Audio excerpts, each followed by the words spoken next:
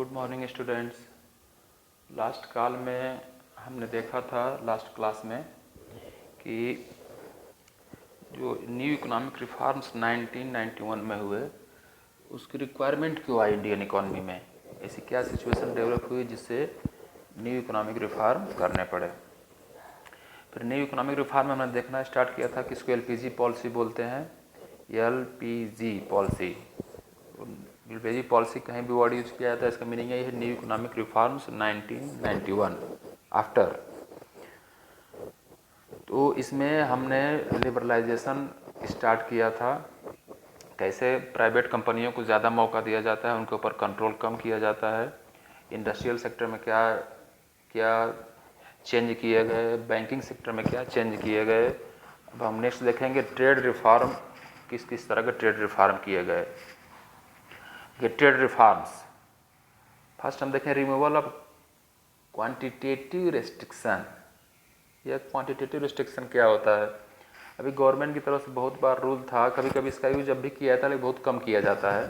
Suppose that rice है, rice other country से import करना है तो गवर्नमेंट ने यह लगा दिया कि 20 टन राइस ही आप इंपोर्ट कर सकते हैं किसी कंट्री से 1 ईयर में। वो इससे ज़्यादा इंपोर्ट किसी अदर कंट्री से नहीं किया जा सकता है, क्वांटिटी रिस्ट्रिक्शंस होते हैं।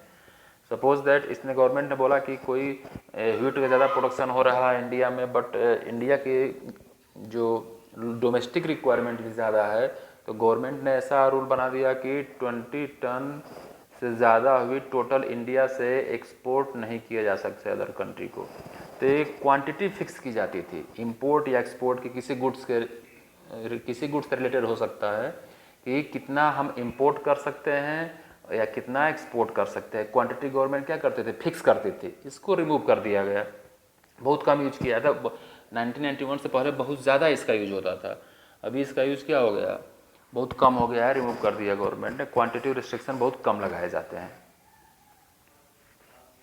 Second, removal of export duties. Export पर ड्यूटीज़ या टैक्स, ड्यूटीज़ क्या होती है, टैक्स होते हैं। बहुत सारे जो एक्सपोर्ट थे उस पर टैक्स लगाए जाते थे, 10%, 50%, इस तरह करके टैक्स लगाने से वो गुड्स क्या है बाहर कॉस्टली हो जाती थी, तो वो एक्सपोर्ट नहीं हो पाती थी। तो इस पर भी इंटरनेशनल मॉनेटरी फंड से वर्ल्ड बैंक ने बोला कि ऐसा नहीं है, बहुत सारे कुछ ऐसी गुड्स हो सकती हैं जो इंडिया में प्रोडक्शन अच्छा हो रहा हो, अदर कंट्री को रिक्वायरमेंट हो, तो अदर कंट्री को भी रिक्वायरमेंट है तो आप उसको एक्सपोर्ट होने दीजिए। तो जो ड्यूटीज या टैक्स थे उसको गवर्नमेंट ने क्या किया, रिमूव किया, कम किया। रिलैक्सेशन इन इम्पोर्ट लाइसेंसिंग सिस्टम, 1991 से पहले बहुत सारे गुड्स पर इंपोर्ट करने के लिए, कोई भी गुड्स आपको इंपोर्ट करना हो, मैक्सिमम गुड्स पर लाइसेंस लेना पड़ता था गवर्नमेंट से। वो बहुत लाइसेंसिंग सिस्टम हमने देखा अभी लास्ट क्लास में कि बहुत ही लॉन्ग पीरियड तक चलता है। आप उसके लिए एप्लीकेशन देंगे, फाइल आपके इन दूसरे किस ऑफिस से किस ऑफिस जाती रहेगी, बहुत लंबे समय तक परेशान होते थे इंपोर्टर जो थे। इसको गवर्नमेंट ने क्या किया, रिलैक्स किया। जो लाइसेंसिंग सिस्टम था इसको बहुत रिलैक्स कर दिया, बहुत कम कर दिया। जहाँ था भी लाइसेंस लेने के लिए रिक्वायरमेंट, वहाँ टाइम गवर्नमेंट ने बोला कि कम टाइम में हम इस प्रोसेस को कंप्लीट कर देंगे। तो ये क्या है, जो क्वांटिटेटिव रिस्ट्रिक्शन थे इंपोर्ट और एक्सपोर्ट पर, उसको गवर्नमेंट ने कम ईज किया। एक्सपोर्ट ड्यूटीज, जो एक्सपोर्ट पर जो टैक्स लगते थे उसको भी थोड़ा कम किया, और लाइसेंसिंग सिस्टम में भी सुधार किया।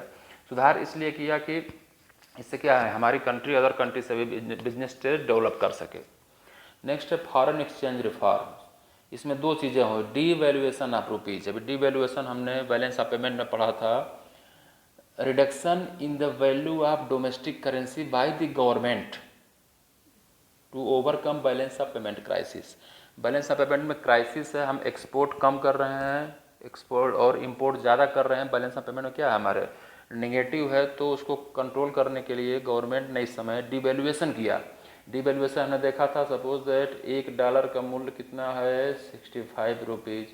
गवर्नमेंट ने क्या किया, एग्जाम्पल है या केवल, $1 का मूल्य फिक्स कर दिया 70 रुपीज़। ये क्या है, डिवैल्यूएशन है, हमारे करेंसी का मूल्य क्या हो गया, इसमें रिडक्शन किया गया है। 65 रुपये में $1 मिलता था, अब 70 रुपये हम एक्सपेंड करेंगे तब भी $1 परचेज कर सकते हैं।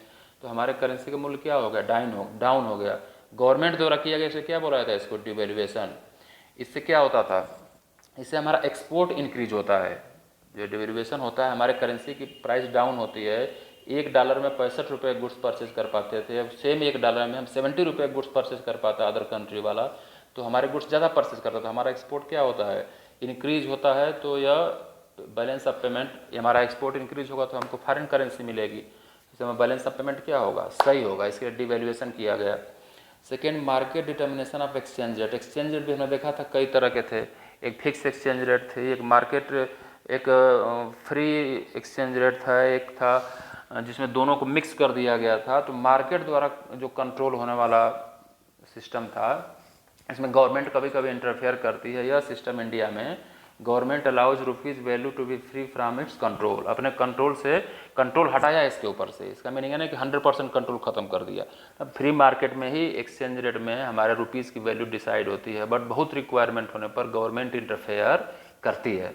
इसके पहले जो था पूरी तरह से गवर्नमेंट के कंट्रोल में मैक्सिमम चीज़ें थी एक्सचेंज रेट की, कि हमारे रुपीज़ का एक्सचेंज रेट अदर कंट्री के डॉलर या उससे किस तरह के फिक्स होंगे, गवर्नमेंट का कंट्रोल ज़्यादा था। गवर्नमेंट ने इसको भी क्या किया, कम किया। ये सब देखिए एलपीजी पॉलिसी में 1991 और उसके बाद जो बहुत सारे करेक्शन किए गए, ये सब इसमें आज शामिल हैं। चलिए, privatisation. Privatisation means transfer of ownership, management and control to public sector enterprises to the entrepreneur in the private sector. Privatisation क्या होता है, जो गवर्नमेंट के पास कुछ है, फर्म है, कुछ कंट्रोल है, कुछ राइट्स है, उसको प्राइवेट सेक्टर कंपनियों को क्या करना, ट्रांसफ़र कर देना। तो क्या होता है, यह प्राइवेटाइजेशन होता है। Greater role of private sector in the economic activity of the country. Country में जो प्राइवेट सेक्टर है, प्राइवेट कंपनियां हैं, जैसे उस समय देखेंगे पहले तो टाटा कंपनी थी, बिरला थी, रिलायंस थी, महिंद्रा थी, सब इंडियन कंपनी थी। और अदर कंट्री के बहुत सारे आप देखेंगे, सुजुकी है, होंडा है, सोनी है, फिलिप्स है, सब अदर कंट्रीज की कंपनियां हैं। तो गवर्नमेंट के पास जो प्रॉपर्टी थी उसको धीरे धीरे क्या किया, बहुत सारा पार्ट उसने ट्रांसफ़र कर दिया प्राइवेट सेक्टर को, प्राइवेटाइजेशन हो गया।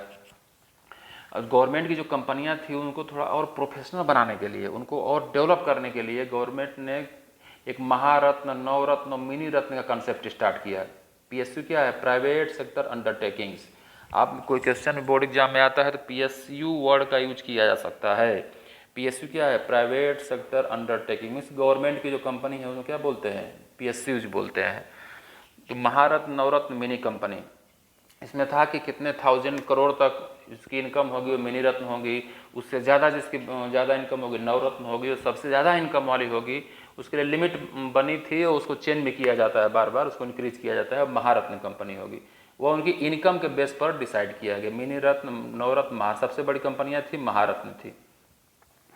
तो इसमें क्या था, इनको जिसको जो कंपनी बढ़िया परफॉर्मेंस करती थी उसको मिनी रत्न या नवरत्न या महारत्न, जैसी उसकी इनकम थे उसके अनुसार उसको यह कंपनी बोला जाता था। उनको बहुत सारा पावर होता था अदर अपने नए ब्रांच डेवलप करने के लिए और अदर एक्टिविटी के लिए, इनको एक्स्ट्रा पावर मिले होते थे। तो इसलिए ये सिस्टम भी गवर्नमेंट ने चालू किया डेवलपमेंट के लिए। नेक्स्ट आता है ग्लोबलाइजेशन। यहाँ हम देखेंगे ग्लोबलाइजेशन। नेक्स्ट, ग्लोबलाइजेशन के बारे में पहले भी आप 10th क्लास में पढ़ चुके हैं, इसका वर्ड का यूज हमेशा सुनते रहते हैं। Integrating the national economy with the world economy through removal of barriers are international trade in capital movement. जो इंटरनेशनल ट्रेड होता है या कैपिटल कोई इन्वेस्टमेंट करना चाहता है किसी कंट्री में, इन सब चीज़ों पर जो बैरियर थे गवर्नमेंट ने बहुत सारे कंट्रोल किए हुए थे, वो हर कंट्री के लिए है ग्लोबलाइजेशन। उसने बैरियर्स को हटाया। इसका मेन एम था, globalisation aims to create a borderless world, ऐसा वर्ल्ड डेवलप करना जिसमें फिजिकल बॉर्डर तो हो बट कंपनियों को मूवमेंट में, ट्रेड करने में, बिजनेस करने में कोई कंट्रोल ना हो गवर्नमेंटों का। यह होता है ग्लोबलाइजेशन। इसके लिए बहुत प्रयास किया गया, बहुत इसका डेवलपमेंट हुआ ग्लोबलाइजेशन के कारण। जैसे हमारे यहाँ जब 1991 के बाद हमारी इकॉनमी ओपन हुई तो जो बड़ी बड़ी MNC जिसको बोला जाता है मल्टीनेशनल कंपनीज़, उनको इंडिया में आने का मौका मिला। पहले भी कुछ थी, बाद में ज़्यादा आई। तो आप उसका असर आज देख सकते हैं, इसी ग्लोबलाइजेशन का है। आप देख सकते हैं, वो अमेजन देख सकते हैं, या अदर जो भी एप्पल है या बड़ी बड़ी कंपनियां देख सकते हैं, जो स्टील कंपनी हो या सुजुकी जो कंपनी थी उसने मारुति के साथ कांटेक्ट किया, मारुति सुजुकी का प्रोडक्शन हुआ। जो होंडा कंपनी थी उसने हीरो इंडियन साइकिल बनाने वाले कंपनी से कांटेक्ट किया और हीरो होंडा का डेवलपमेंट हुआ। तो ये ग्लोबलाइजेशन के कारण बहुत सारे एमएनसी मल्टीनेशनल कंपनी इंडिया में, क्योंकि अदर एक कंट्री से दूसरे कंट्री में जो कैपिटल का मूवमेंट था और इंटरनेशनल ट्रेड और बिजनेस को जो के ऊपर जो गवर्नमेंटों का कंट्रोल था, उस बैरियर्स को बहुत क्या किया, कम किया गया, जिससे एक देश से दूसरे देश में इजीली मूवमेंट हो सके कैपिटल का और ट्रेड और बिजनेस आसानी से हो सके। आज उसका प्रभाव देखेंगे, बहुत बड़ी बड़ी कंपनियां आपको पेप्सी से लेकर और बहुत सारी कंपनियां सैमसंग तक आपको इंडिया में दिखाई देंगी। ग्लोबलाइजेशन का प्रभाव है कि सभी को मूवमेंट करने का कंट्रोल जो था गवर्नमेंट ने कम किया। बहुत सारे इसके प्लस पॉइंट्स हैं ग्लोबलाइजेशन के, कुछ निगेटिव इम्पैक्ट भी इसके हो सकते हैं कि हमारे जो डोमेस्टिक कंपनियां थी, बहुत सारी कंपनी डेवलप नहीं हो पाई। बड़ी बड़ी कंपनियां जब वर्ल्ड दूसरे कंट्री से आ गई, बहुत ज़्यादा उनके पास कैपिटल था, तो हमारे जो डोमेस्टिक कंपनियां थी, इंडियन कंपनियां थी, डेवलप नहीं हो पाई। इस तरह के बहुत सारे नेगेटिव इम्पैक्ट भी हो बताया जा सकते हैं ग्लोबलाइजेशन के, पॉजिटिव भी और नेगेटिव भी है। तो इस तरह से 3 ये थे, लिबरलाइजेशन, प्राइवेटाइजेशन, ग्लोबलाइजेशन, जो एलपीजी पॉलिसी जिनको बोला जाता है। इनके थ्रू बहुत सारे चेंज किए गए। इसमें एक शब्द देखेंगे आउटसोर्सिंग। आउट यानी क्या होता है, बाहर से, सोर्स क्या होता है, यूज करना, स्रोत। तो बाहर के किसी सोर्स का यूज करना होता है क्या, आउटसोर्सिंग। इसका एक एग्जाम्पल देख सकते हैं, कोई अमेरिकन कंपनी है, उसको कोई ऐसा वर्क है जो कंप्यूटर से रिलेटेड वर्क है, कहीं दूर बैठ के भी किया जा सकता है, तो यह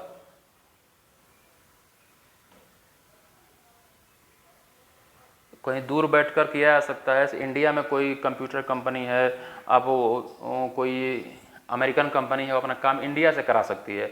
अगर वो कंपनी कोई अमेरिकन कंपनी है, अमेरिका में वो काम कराती है, तो अमेरिका में काम कराने पर उसको ज़्यादा कॉस्ट आएगी, ज़्यादा पेमेंट करना होगा। बट इंडिया में अगर वही कंपनी वही काम कराती है कंप्यूटर के थ्रू ऑनलाइन सिस्टम में, तो उसको कम पेमेंट करने होंगे, क्योंकि इंडिया में लेबर चिप है, इसलिए यह आउटसोर्सिंग इस तरह से किया जाता है। बहुत बार आप अमेरिकन लोग इसको लेकर परेशान रहते हैं। बहुत सारे फॉरेन जो वेस्टर्न कंट्री है, यूरोपीय कंट्री की कॉल सेंटर पर भी फ़ोन करते हैं, किसी कॉल सेंटर पर कोई प्रॉब्लम के लिए, तो इंडिया में ट्रांसफ़र किया जाता है, कॉल इंडिया में रिसीव होता है, इंडिया से उनको उस प्रॉब्लम को सॉल्व किया जाता है। तो ये आउटसोर्सिंग होता है, किसी एक कंट्री द्वारा अदर कंट्री से या अदर जगहों से कोई वर्क करा लेना।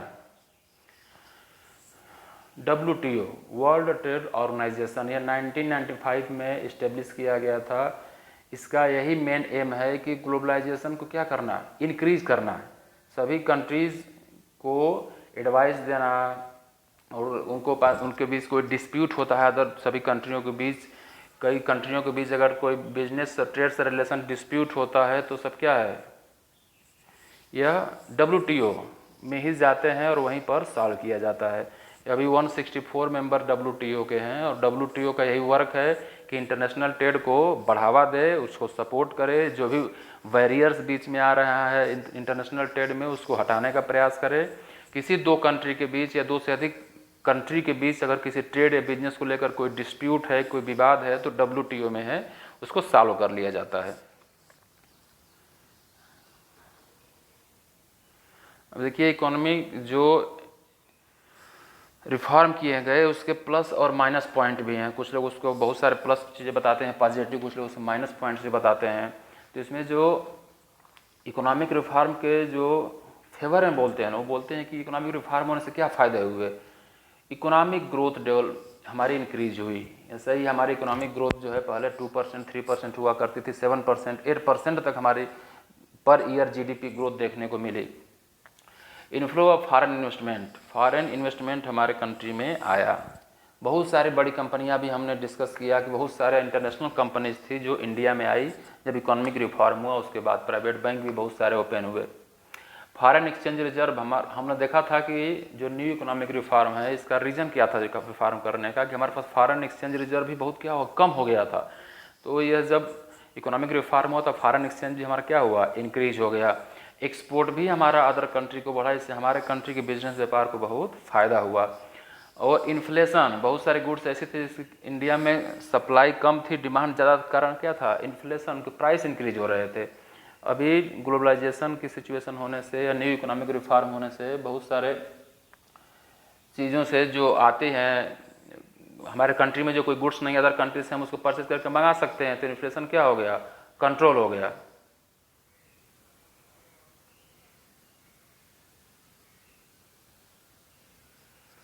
फिर इसके बाद increase in role of private sector, private sector का रोल भी बढ़ा, बहुत सारी इंडियन प्राइवेट कंपनियां भी हमको दिखाई दी। ये सब क्या है? बहुत सारे इस तरह के फेवर हैं जो इकोनॉमिक रिफॉर्म जिनसे हो सकते हैं। हुआ था इकोनॉमिक रिफॉर्म में, इनको बहुत सारे पॉजिटिव इम्फेक्ट आए। कुछ लोग इसमें निगेटिव इम्फेक्ट भी बताते हैं, क्रिटिसिज्म भी करते हैं इसका, बोलते हैं कि नए इकोनॉमिक रिफॉर्म होने से अनएम्प्लॉयमेंट इंक्रीज हुआ। तो ये अनएम्प्लॉयमेंट, बहुत सारे लोगों को एम्प्लॉयमेंट भी मिला, बहुत सारे लोग बोलते हैं कि नहीं एम्प्लॉयमेंट इंक्रीज हुआ। पॉपुलेशन इंक्रीज हो रही है तो उतने लोगों को एम्प्लॉयमेंट देने में प्रॉब्लम आ रही है। नेग्लेक्ट ऑफ एग्रीकल्चर का भी क्रिटिसिज्म किया जाता है। जो एग्रीकल्चर था, फर्स्ट में शुरू में जब डेवलपमेंट स्टार्ट किया गया फर्स्ट 5 ईयर पॉलिसी में, तो एग्रीकल्चर को बहुत ज़्यादा इंपॉर्टेंस दिया गया। बाद में ऐसा क्रिटिसिज्म किया जाता है कि जो एग्रीकल्चर है उसके ऊपर इसका इफेक्ट पड़ा और एग्रीकल्चर पर ध्यान देना कम कर दिया गया। जीडीपी जो हमारी थी उसमें एग्रीकल्चर का इंपॉर्टेंस पहले बहुत ज़्यादा था, धीरे धीरे क्या हो गया? डाउन हो गया। Low level of industrial growth, industrial growth बहुत लो रही, इसका भी कुछ लोग इकोनॉमिक रिफॉर्म के ऊपर क्रिटिसिज्म करते हैं। कुछ इकोनॉमिक्स्ट हैं जो मानते हैं कि इससे इंडस्ट्रियल ग्रोथ लो लेवल रही। तो इंडस्ट्रियल ग्रोथ में बहुत सारे इंडस्ट्रीज में डेवलपमेंट भी हुआ, कुछ इंडस्ट्रीज में पीछे हो सकती हैं। Ineffective tax policy, tax policy effective नहीं थी, जिससे और क्या है मोटिवेशन मिले कंपनियों को, तो यह भी आरोप इसके ऊपर लगाया जाता है। अनबैलेंस्ड ग्रोथ, यह बताया जाता है कि इससे कुछ इंडस्ट्रियलिस्ट के पास कैपिटल बहुत ज़्यादा इंक्रीज हो गया, तो और कुछ स्टेट में डेवलपमेंट ज़्यादा हुआ, कुछ स्टेट में डेवलपमेंट नहीं हुआ। इस पर गवर्नमेंट को कुछ ध्यान देने की रिक्वायरमेंट है। बहुत सारा ध्यान दिया भी जा रहा है। कुछ ऐसे अनडेवलप्ड स्टेट है, वहाँ पर कोई इंडस्ट्री या कंपनी अगर आप लगाते हैं तो बहुत सारा इंसेंटिव भी गवर्नमेंट देती है। तो अनबैलेंस ग्रोथ था, कुछ स्टेट का ज़्यादा डेवलपमेंट हुआ, जो सी के नज़दीक थे, पोर्ट था वहाँ पर, या पहले से जहाँ पर डेवलपमेंट था उन्हीं को ज़्यादा फायदा हुआ, ऐसा भी क्रिटिसिज्म किया जाता है। बट गवर्नमेंट इसके ऊपर बहुत ध्यान दे रही है कि ये जो प्रॉब्लम्स हैं इनको सॉल्व किया जाए। अभी हमने लेटेस्ट में देखा डिमोनेटाइजेशन, यह लास्ट ईयर सिलेबस में इंक्लूड किया गया था आपके। डिमोनेटाइजेशन में क्या किया गया था कि 500 और 1000 के नोट्स को क्या कर दिया गया मार्केट से बाहर हटा दिया गया और नई नोट इश्यू हुई 500 और 2000 के। इसके बारे में बहुत सारा आपने न्यूज़पेपर्स में या टीवी में बहुत सारी चीज़ें आपने देखा। किसी करेंसी को हटा दिया जाना, उसकी जगह पर नई करेंसी जारी करना है, क्या डिमोनेटाइजेशन है। इसके पीछे बहुत सारे रीजन बताए गए। ब्लैक मनी कंट्रोल होगा और जो फेक करेंसी मार्केट में है उसको भी कंट्रोल किया जा सकता है और करप्शन कंट्रोल किया जा सकता है। बहुत सारे इसके रीजन बताए गए जिसके लिए डिमोनेटाइजेशन किया गया था।